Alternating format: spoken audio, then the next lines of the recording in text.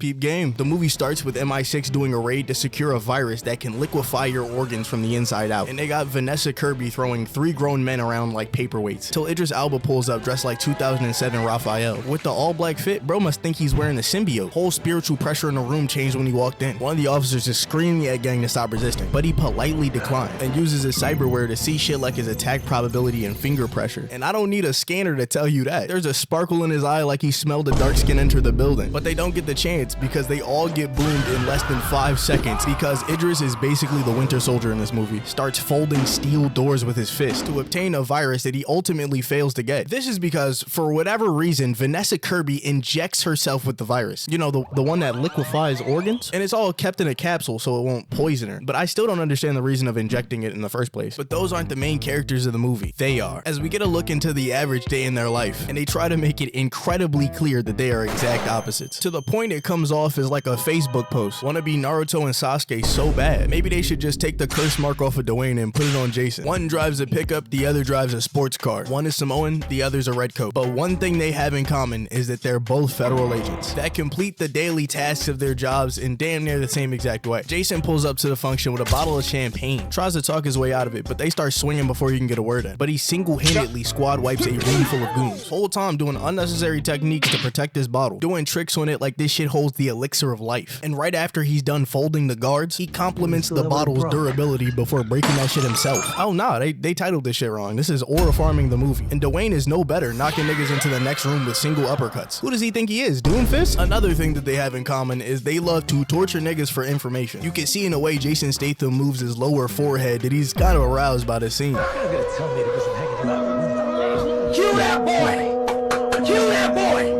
And after some harassment from each of their agents, the bald niggas finally unite. You don't know how happy I am. This is like Captain America and Iron Man teaming the fuck up. And of course, they already hate each other. Who would have guessed? And I don't know who directed this scene, but they get way too close for an argument. You can cut the sexual tension in this room with a knife. What are you gonna do now? Throw a bit of furniture? For your information, I was gonna take this chair and turn it sideways and shove it right down your throat. So after the argument, they go their separate ways to hunt her down. Turns out Vanessa Kirby, who injected herself with the virus in the beginning, is Jason Statham's sister. So he just heads to her apartment where he's met with even more mysterious lackeys looking for the virus. And he simply slimes both of them with a lever action. This shit was just mounted into her desk. I know she's MI6, but who the fuck are your ops to have a home armory? While Jason's making short work of the henchman, The Rock has already gotten his hands on the girl. They gassed him up to be the greatest tracker or some shit, and he really lived up to the damn hype. Caught her lacking in disguise. Must have sniffed her out of the crowd like Bloodhound. Proceeds to play fight with her for about 5 minutes when she tries to choke Gang out with a leg lock, as if those thick ass neck muscles would allow that to happen. But she not catching a hint, so he picks her up like a damn child, like she is genuinely weightless. I forgot to mention, a nigga threw a grenade at Jason, and before it exploded, he put the pin back in. The entire time he was slumping these goons, I was watching the movie and I was like,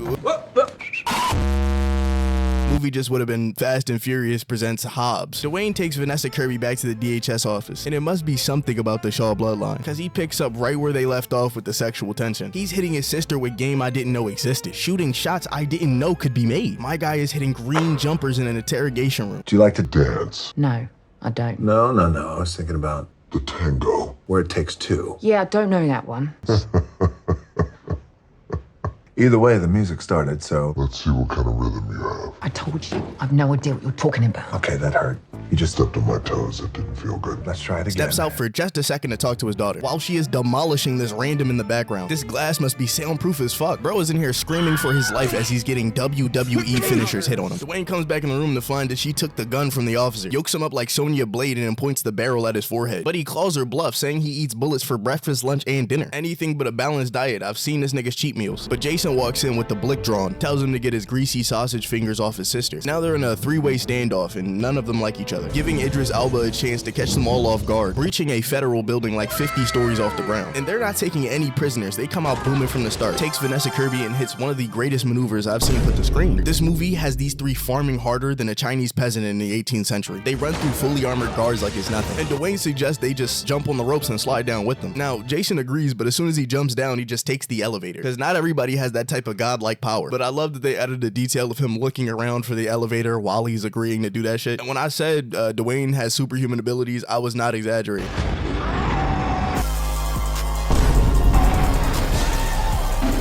They have to re-establish the power scaling by having him get completely folded by Idris Elba. We find out that Jason and Idris knew each other, and the last time they interacted, Jason shot him in the head. So while they have not mind controlled him, he's Winter Soldiered in every other aspect. They escape in a McLaren, but Cyborg over here chases them down on the thug cycle. And we get like 2 more Aura Merchant moments as Dwayne breaks the window glass by simply lifting his arm, grips a goon off his bike at like 100 miles an hour, and then carries him directly into a wall. Next, we have Jason whipping a McLaren under a cargo truck, forcing the villain to hop off his bike and fold it in such a way that he can slide under the truck. Just to give you a vibe of what this movie is all about. This humiliation has him pissed. Goes back to a super powerful secret tech cult that control the entire media. Decide to run stories everywhere, blaming them for the attack on the federal building. So now that all 3 of them are wanted criminals, they need to lay low while also finding the guy that can extract the capsules from her bloodstream. They find him, but he says that the only device that could take the capsules out are in the tech cult's possession. So Jason makes him some fake identities and put The Rock in this tight ass outfit. My cock's small.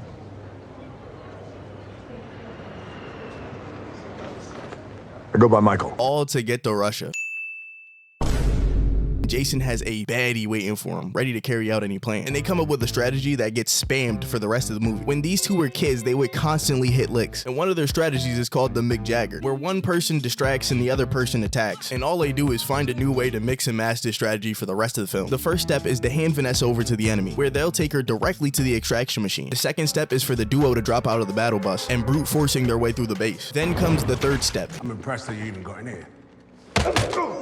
Being tortured as they get hooked up to metal chairs with car batteries attached, just to act as a distraction while Vanessa escapes with the extraction machine, all while Idris is still clip farming with our main characters. Look at me.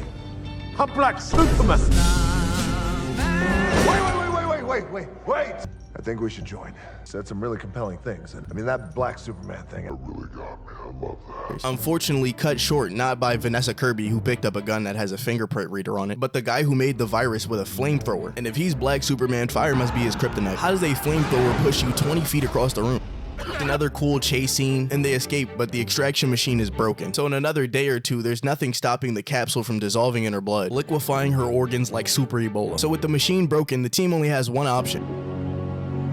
Travel all the way to Hawaii to talk to the greatest mechanic that The Rock knows, his own brother, that he has not talked to in 25 entire years. You see, when he was a kid, his dad essentially tried to turn his family into a gang. So eventually The Rock turned him in and left the island. But during the entire sob story, I was too focused on the fact that he's a mechanic. How is he gonna fix a piece of medical equipment? This nigga fixes cars. He is not a bioengineer, but he fixes it right before Idris Elba finds their location. The extraction has a 30-minute timer that will not have completely taken the virus out until it hits 0. So they have to hold down the fort for half an hour with nothing but Samoan family heirlooms. Draws the ancestral spirit out of bro. Gathers a damn near army of oiled up men to greet Idris Elba when he lands. Vanessa used that gun she picked up when they escaped to hack into their own tech and disable their guns, but only for the next 6 minutes. So when they show up and immediately try to air out the function, their guns do not work and they realize they have to go hand in hand with fucking warriors. Look, one of these niggas got a spear. It's over. The fight breaks out and the henchmen are getting destroyed,